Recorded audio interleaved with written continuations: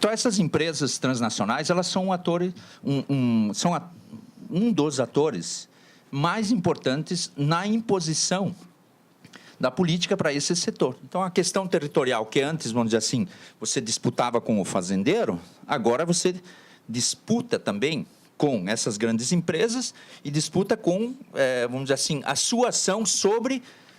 o processo eleitoral. Então, nós estamos discutindo aqui a questão da reforma política. Eles bancam os deputados em todo o país. Eles bancam governadores, eles bancam candidatos a presidente, assim como vocês conhecem outras empresas. E são esses setores que articulam, hoje, vamos dizer assim, todo esse processo de modernização, entre aspas, da agricultura, que exclui exatamente as comunidades tradicionais, que exclui os camponeses. E aí, pegando a questão da burocracia aqui no programa HIV/AIDS e outras questões que estão no Estado, agora que tinha um programa de compra de alimentos e coisas que podia distribuir renda no campo brasileiro, cada vez mais vai se impondo exigência de papéis, que daqui a um pouco os agricultores não vão poder mais vender os seus produtos naquele programa de aquisição de alimentos, no programa de alimentação escolar, porque a burocracia vai descendo, até que as empresas, de novo, voltem a tomar conta desse pedaço. Então, isso que está sendo denominado, como eu falei, de agroestratégias, elas vêm sendo implementadas com uma força muito grande no campo brasileiro, e elas que têm sido responsáveis, vamos dizer assim, no território pela violência. Então, isso que está acontecendo no Mato Grosso do Sul, mas que aconteceu recentemente, né? Vocês lembrarem aqui no sul da Bahia, né, com outros povos indígenas, está acontecendo agora em todo o sul do Brasil, e também na expansão do agronegócio na Amazônia, em vários lugares também há conflitos com indígenas. Toda ela está associada ao avanço dessas forças, né, que querem implantar monocultivos agroindustriais, e, ao mesmo tempo, ela impacta no Congresso Nacional, porque não há possibilidade de a gente avançar numa agenda de democratização da regulamentação da própria Constituição em aspectos importantes, e, ao mesmo tempo, há uma possibilidade clara de retrocesso com as proposições que tem contra os direitos indígenas, retirada a FUNAI, por exemplo, a possibilidade de continuar demarcando as áreas indígenas. Nesses 5 minutos que me restam aqui, eu queria dizer, então, que eu acho que a nossa agenda de diálogo com a sociedade como um todo, com esses movimentos que estão acontecendo aí, ela vai passar também por a gente levar informações, a gente caminhar junto na rua para entender essa lógica, aprender com a juventude, mas a gente vai também ter que identificar quem são, de fato,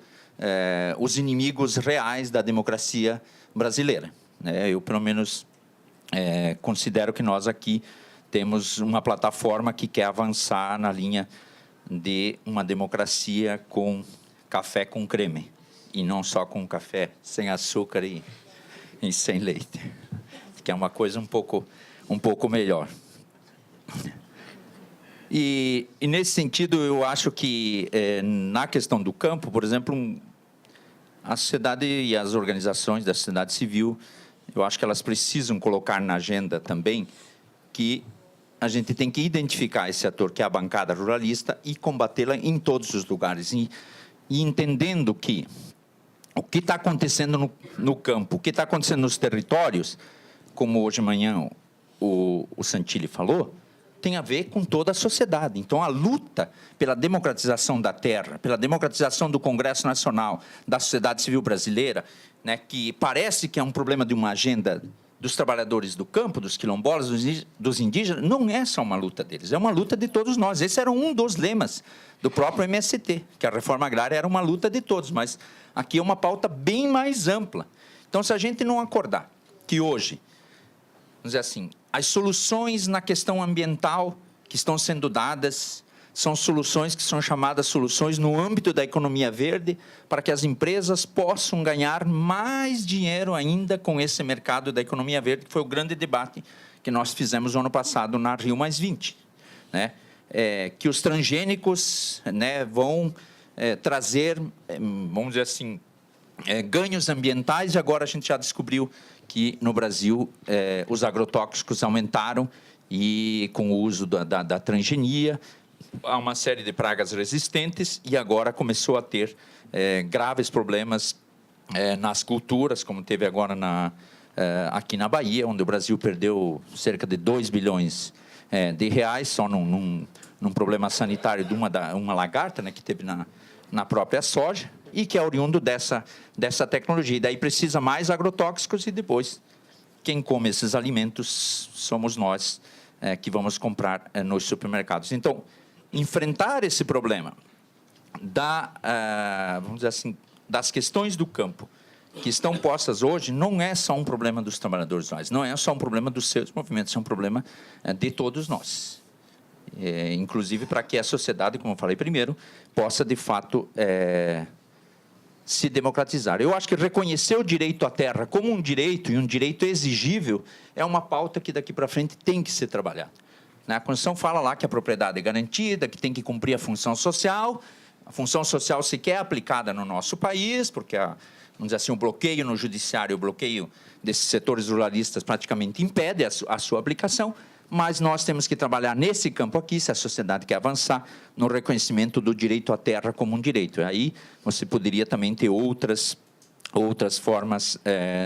de luta. Combater a questão da violência e impunidade como parte do processo de perpetuação dessa desigualdade no campo, como parte do processo de impedimento que impede que esses trabalhadores continuem as suas lutas. Isso também, eu acho que é uma pauta que permanece sendo importante. Reconhecer o trabalho dos defensores de direitos humanos, dos movimentos sociais nessas agendas, eu também acredito que é muito importante. E reconhecer também, do outro lado, que as empresas têm um papel importante no sentido, às vezes, de ou estar, vamos dizer assim, invisíveis, mas estão presentes nesses grandes empreendimentos. Elas é que estão ganhando, de fato, como nos estádios, como nas hidrelétricas e outros empreendimentos, mas elas precisam também, nas nossas estratégias, serem identificadas para que a população possa saber também quem são os inimigos reais, né, que, dia a dia, vão se colocando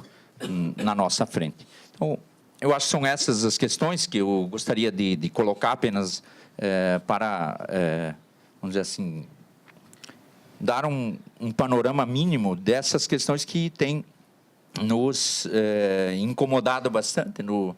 campo brasileiro, mas que eu acho que agora também elas precisam